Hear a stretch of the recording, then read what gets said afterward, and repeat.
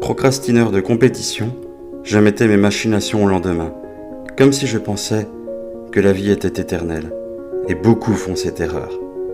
Nous avons de grands rêves étant jeunes, mais nous remettons au lendemain, en pensant que nous avons le temps. Je ne réalisais pas que la vie était si courte. Notre chemin sur Terre est un fragment de seconde à l'échelle du temps. Je cherchais toujours à être absorbé par quelque chose, afin de ne pas avoir à me poser les bonnes questions, de ne pas affronter la réalité et de me demander pourquoi on fait ce qu'on fait. J'ai donc pris la décision d'arrêter de jouer la victime et de me prendre en main. Comment ? En regardant la télévision. Après mes journées de travail, je passais mon temps à regarder la télé, à regarder les acteurs réaliser leurs propres rêves, pendant que moi, de mon côté, ce que j'obtenais, c'était de l'âge et des factures. Dès le matin, avant même de savoir ce que j'allais faire de ma journée, je prenais mon téléphone et devenais spectateur de la vie des autres. Je comparais ma vie avec celle d'influenceurs et vendeurs de rêves, à qui je partageais pas les mêmes objectifs, ni même un passé similaire.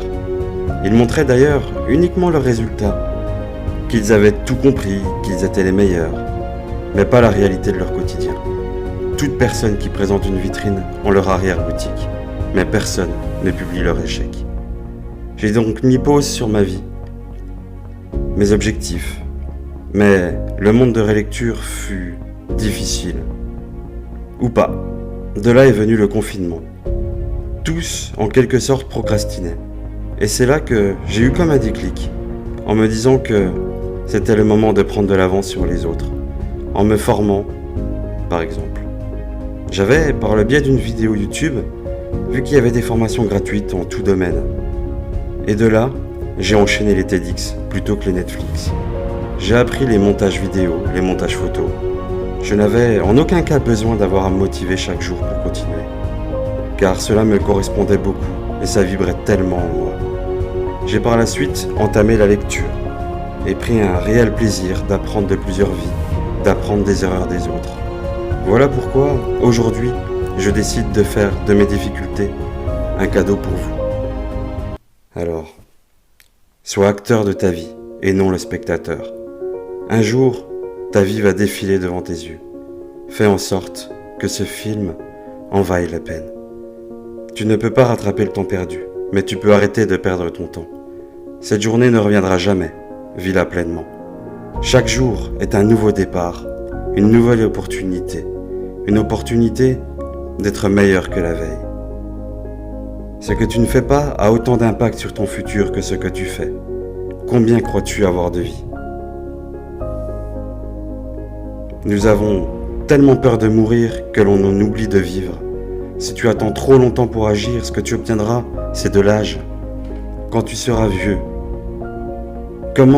combien serais-tu à donner pour remonter le temps, à revivre ce que tu vis aujourd'hui ? Sur leur lit de mort, beaucoup regrettent de ne pas avoir vécu ce qu'ils voulaient réellement, préférant avoir des remords d'avoir tenté quelque chose en vain.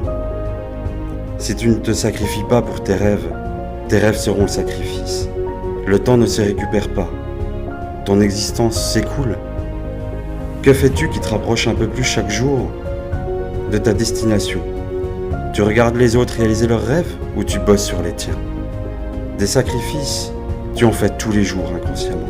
Rien que là, à cet instant, à m'écouter en regardant cette vidéo, tu sacrifies une autre expérience. Ton temps est ton sacrifice. Commence par investir sur toi-même avec celui-ci. Si tu fais comme les autres, tu deviens les autres. Choisis ta source d'inspiration. Une dernière chose, ne chasse pas la procrastination avec violence, mais apprends-lui plutôt la danse. Quelle trace veux-tu laisser après ton passage sur Terre ? Comment veux-tu que les gens se rappellent de toi ?